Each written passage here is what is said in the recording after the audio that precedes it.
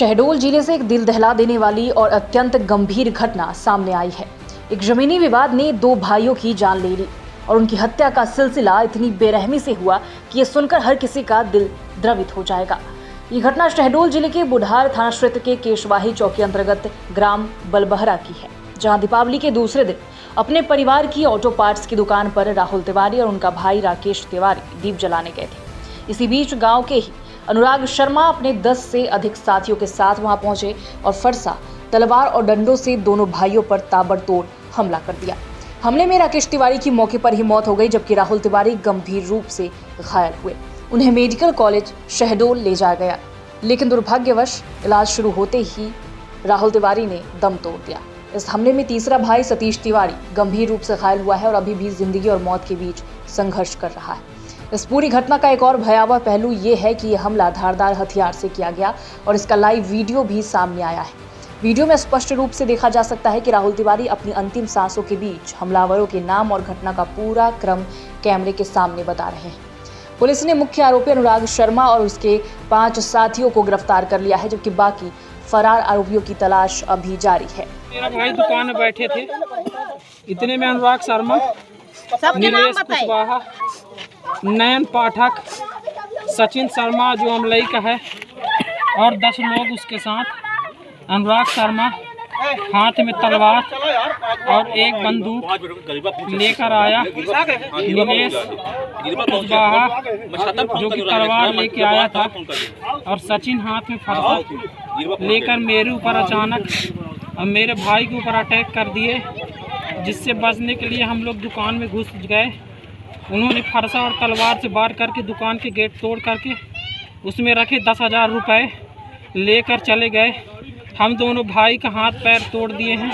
ये घटना न केवल जिले में सुरक्षा की गंभीर चुनौती को उजागर करती है, बल्कि ये परिवार और समाज के लिए एक गहरे सदमे की तरह है। राहुल तिवारी जो अपने जीवन के अंतिम क्षणों में भी सत्य और न्याय की ओर इशारा कर रहे थे, उन्होंने अपने बयान में हमलावरों के नाम और उनकी कायरता को सामने रखा। उनके पिता पुरुषोत्तम तिवारी इस हृदय विदारक घटना में शोक में डूबे हैं और उन्होंने पुलिस से न्याय की गुहार लगाई है। हाँ भैया जी, मेरा जमीनी विवाद चल रहा था प्रभाकर मिश्रा से। स्टे हटवाने के लिए अनुराग शर्मा 31/8/2021 को मेरे घर आया लगभग 10 बजे दिन को। मुझे घर से बाहर बुलाया। मैं घर से बाहर आया, मुझसे बोला 50,000 रुपये दे दो, मैं तुम्हारा स्टे हटवा दूंगा। इतने मेरे लड़के बच्चे आ गए, दोनों लड़के राकेश और सतीश। मैंने पैसा देने से इनकार किया तो मेरे सीने में पिस्टल अड़ाया था और बोला कि अगर 50,000 रुपये नहीं दिए तो तुम्हारे बच्चों को जान से ख़त्म कर दूंगा। वही विवाद है। आज मेरे बच्चे गए थे दिया बत्ती करने अपनी दुकान पर, घर पे दुकान है, तो वहाँ अचानक मारपीट किया। धनेश और अनुराग शर्मा उसके साथ में अन्य लोग थे।